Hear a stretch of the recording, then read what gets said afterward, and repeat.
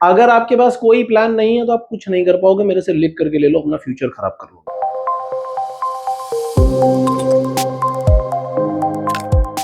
नमस्कार दोस्तों, मैं हूं शोभित और आज के वीडियो में मैं उन बच्चों से बात करने वाला हूं जिनका पीसीएम 60% में नहीं आ पाया है। देखो, कई सारे बच्चे हैं जिन्होंने अलग अलग बोर्ड से एग्जाम दिए, कुछ बोर्ड के रिजल्ट आ गए हैं, जैसे बिहार बोर्ड का आ चुका है, यूपी बोर्ड का आ चुका है। ठीक है, अब इनमें क्या हो रहा है कि और एक दो और स्टेट बोर्ड के आ चुके होंगे और मुझे लग रहा है अभी 30th तक सीबीएसई बोर्ड का भी आ जाएगा। काफी सारे बच्चे ऐसे हैं जो आईएमयूसीटी के लिए प्रिपेयर कर रहे थे, जिन्होंने स्पॉन्सरशिप का फॉर्म भी भर दिया था, आईएमयूसीटी का भी फॉर्म भर दिया था, लेकिन उनका पीसीएम ही 60% नहीं आ पाया। भाई देखो, अगर आपका पीसीएम 60% नहीं आ पाया है, ठीक है, मैं स्ट्रांगली रिकमेंड करूंगा कि आपके लिए ऑफलाइन कोचिंग क्यों जरूरी है। स्ट्रांगली रिकमेंड करूंगा क्योंकि ऑफलाइन कोचिंग जो होती है ना, वो आपके लिए ही बनी है। ऑनलाइन ऑनलाइन नहीं बना आपके लिए, ऑफलाइन ही आपके लिए बना, और आपके लिए ही बना हुआ है। क्यों बना हुआ है? उसके लिए कई सारे रीजंस हैं अपने पास यार। अब एक बच्चा ऐसे मान करके चलो कि जिसका 80% आया, 90% आया है, वो बच्चा कोचिंग नहीं ज्वाइन करेगा, घर पे बैठ करके तैयारी कर लेगा, या स्टडी मटेरियल खरीद के तैयारी कर लेगा, या ऑनलाइन कोचिंग ज्वाइन करके तैयारी कर लेगा, उसके लिए चल जाएगा। क्योंकि आगे जो पैरामीटर मैं आपके साथ में डिस्कस करने वाला हूं ना, ये कई सारे पैरामीटर वो खुद ही कवर कर लेता है। अब तुम अगर एक इंप्रूवमेंट कैंडिडेट हो और तुम खुद चेक करके देखना कि क्या ये पैरामीटर तुमसे कवर हो पा रहे हैं या नहीं हो पा रहे हैं। क्योंकि मैं ये देखता हूं कि जो जो बेचारा इंप्रूवमेंट कैंडिडेट है ना, उसके साथ सबसे ज्यादा गलत हो रहा होता है। एक बच्चा है, मान लो यूपी बोर्ड में है, उसने बोला कि सर मेरा जी पीसीएम में 53% आया है। मैंने कहा ठीक है भाई, अब अब मैं क्या बोलूंगा कि तुझे 53% से आगे जाना है, 60%, 70%, 80% तक जाना है, तो तुझे एक स्ट्रॉन्ग गाइडेंस की जरूरत पड़ेगी। तुझे कहाँ काम करना चाहिए? यहाँ काम करना चाहिए। पर वो बच्चा तो फ्रस्ट्रेशन में है, पेरेंट्स अलग फ्रस्ट्रेशन में, क्या इस बच्चे को पढ़ाया, इसका तो 53 आ पाया है।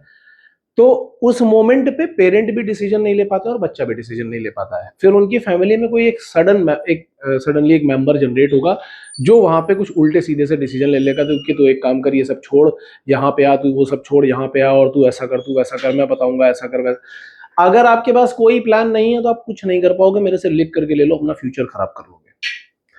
और अगर फ्यूचर खराब करना चाहते हो देन योर चॉइस। मैं सजेस्ट करूंगा कि वो करने के बजाय यहां पे फोकस करो, जो कुछ पैरामीटर्स मैं तुम्हें बता रहा हूं। देखो,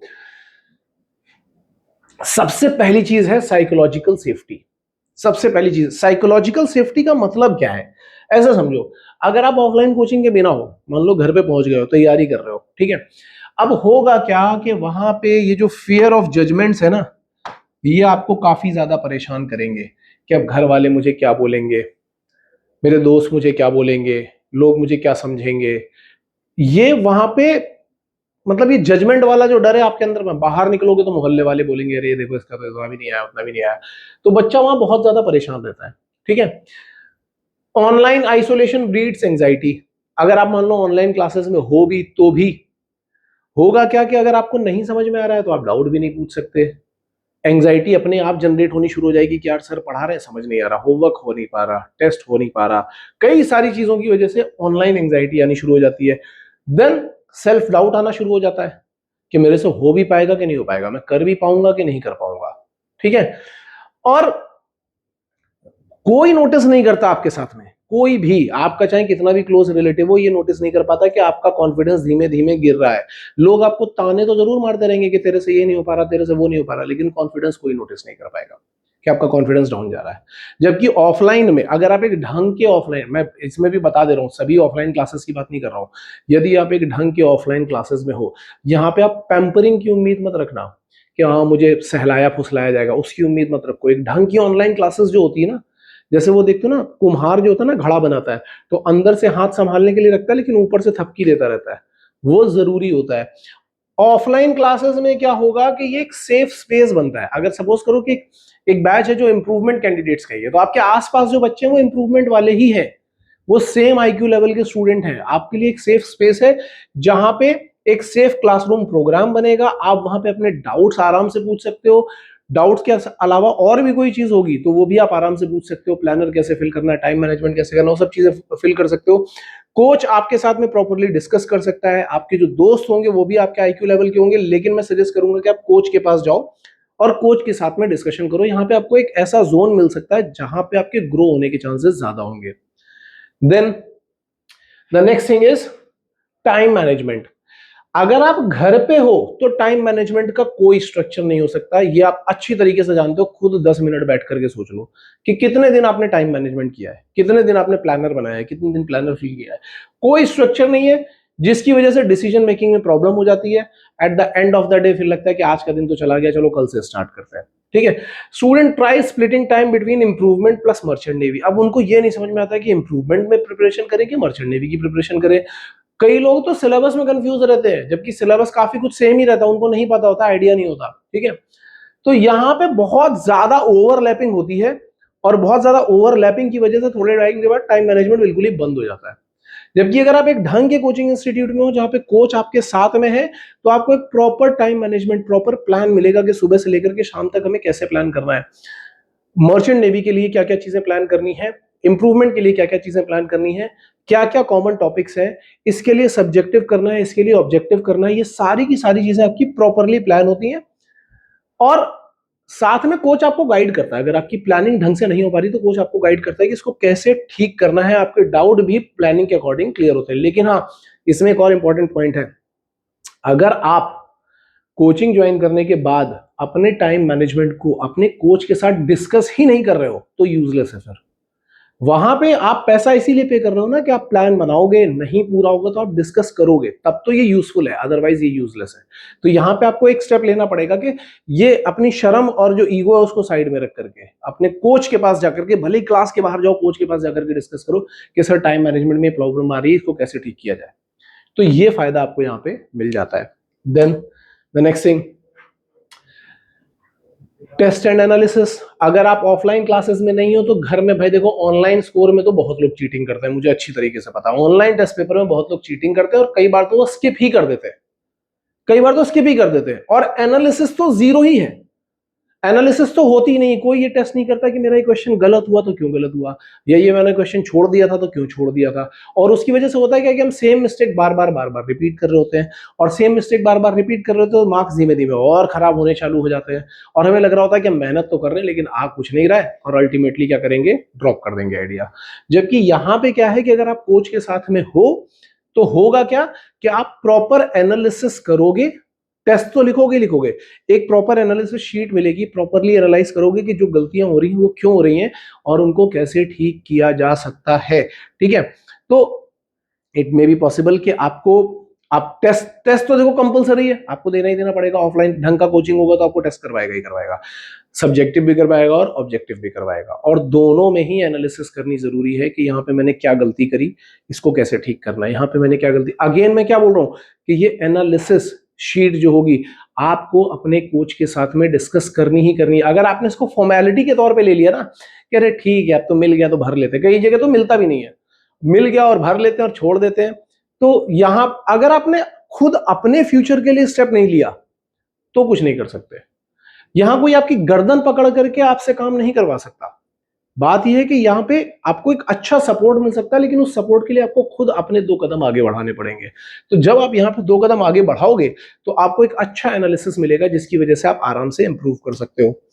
then the next thing is correction. Correction बहुत इंपॉर्टेंट है। बहुत बार लोग क्या करते हैं, घर पे हैं, ऑनलाइन प्रिपरेशन कर रहे हैं, एनालिसिस करी ही नहीं, या एनालिसिस करी तो बहुत बायस्ड करी, तो करेक्शन कहां से करोगे।